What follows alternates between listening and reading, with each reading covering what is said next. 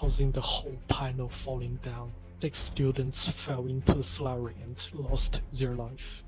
On 23rd July in Inner Mongolia, 6 university students lost their life in the practical session at a mining company's factory. Grating panel fell, and the students fell into a slurry mixed with chemicals. As a structural engineer involved in structural steel and grating floor design for several times, and based on some details from official media, I like to offer a few of my own thoughts about health and safety. They are based on my assumptions and guess, while the true cause will be known only when the official investigation is complete. Please share this video with your family and friends, so we can pay more attention to safety. I've been seeing grating floor for a lot of times in my structural design projects. This kind of floor is used to support heavy equipment in factories as pavement in some plants, as well as some roof panels for roof garlands.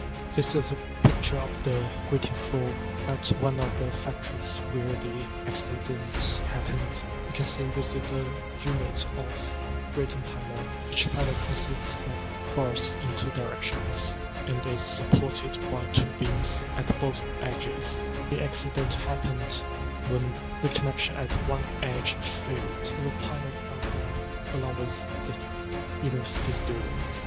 I like to show with my sketches about the potential cause of this accident. As I said, each panel has bars in both directions.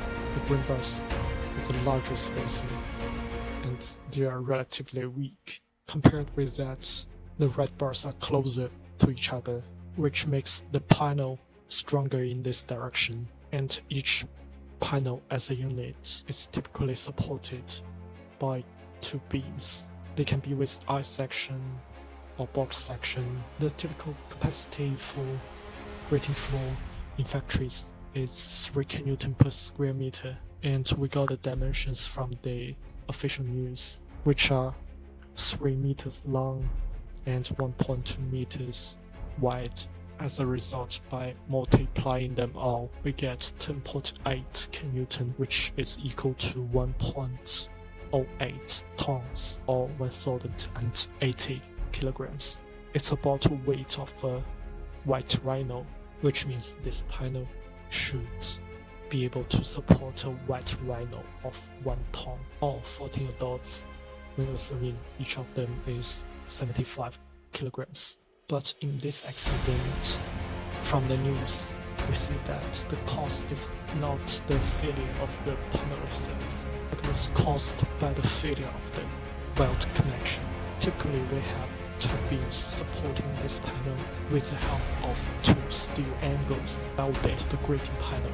If we zoom in, we should see each bar at the stronger direction should have 2 fillet welds connected with the steel angle, and if they are spot welds, they will be much weaker. At that time, there were 6 students and 1 teacher on the 1.2 meter by 3 meter grating floor panel. Then the welds along one edge failed, causing the whole panel falling down. 6 students fell into the slurry and lost their life, while the teacher grabbed the edge and survived with the help of others. We can do a quick comparison. If we have a white rhino right in the middle of the grating panel unit, the weld connection at each edge takes 5 kilograms load, which is a half of the rhino's weight. But if we have 7 adults, their weight is about 525 kilograms, obviously much lighter than a rhino. If they stand together at almost the edge of the panel, the weld connection on their side will take almost all of their weight, which is 525 kilograms, and it's higher than the case above. At the same time, another weld connection is taking almost nothing. It's out of the common sense, but it also warns engineers to be careful about all cases potentially happen to the structure. As I said, the weight of 7 people is not larger than the weight of a rhino. And if we still take the rhino as an example, if the rhino is right in the middle, both the slab and the weld connections should work. If it's near one edge, they should still all work. If the rhino moves by steps, they should work. If it walks to the other edge, they should still all work.